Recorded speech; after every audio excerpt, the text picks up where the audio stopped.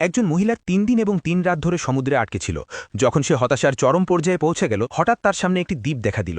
আনন্দে অভিভূত হয়ে সে সাহায্যের আশায় তার দিকে নৌকা চালাতে লাগল। তবে সে বুঝতে পারেনি যে এখানে আরও বড় একটি বিপদ তার জন্য অপেক্ষা করছে। ঠিক তখনই সে যে নৌকাটি ব্যবহার করছিল তা হঠাৎ দুলতে শুরু করল। কি হচ্ছে তা বোঝার চেষ্টা করতেই সে বুঝতে পারল একটি বিশাল হাঙর তার নৌকায় আক্রমণ করছে।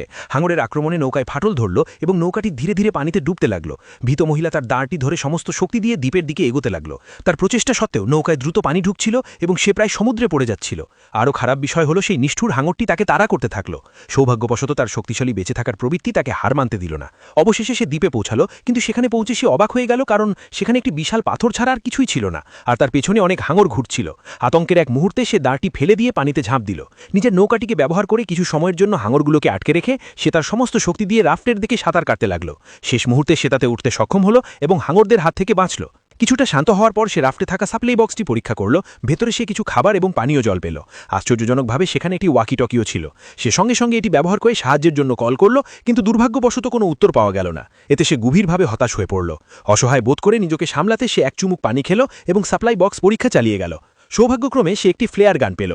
সঙ্গে সঙ্গে সে এটি আকাশে ছুঁড়ে মারল, কিন্তু কয়েক মুহূর্ত পরই সে অনুতপ্ত হল, কারণ তখন দিন ছিল এবং ফ্লেয়ারকেও দেখার সম্ভাবনা খুবই কম ছিল। ঠিক যখন সে পরবর্তী শট দেওয়ার কথা ভাবছিল, তখন হঠাৎ তার পেছনে একটি আকৃতি দেখতে পেল।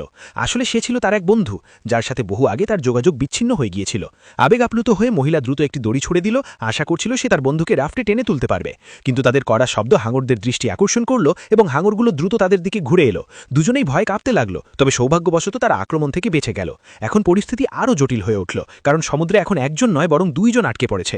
যখন তারা তাদের পরবর্তী পদক্ষেপ নিয়ে ভাবছিল, তখন হঠাৎ ওয়াকি টকিটি চালু হয়ে গেল এবং একজন পুরুষের কণ্ঠ শোনা গেল।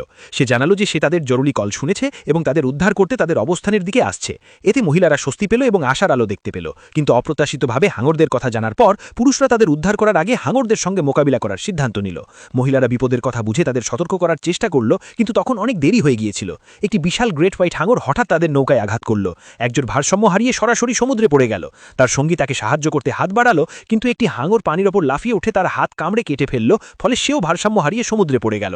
শেষ পর্যন্ত হাঙরগুলো দ্রুতই দুই পুরুষকে খেয়ে ফেলল এবং মহিলাদের একমাত্র বাঁচার সুযোগ হাতছাড়া হয়ে গেল।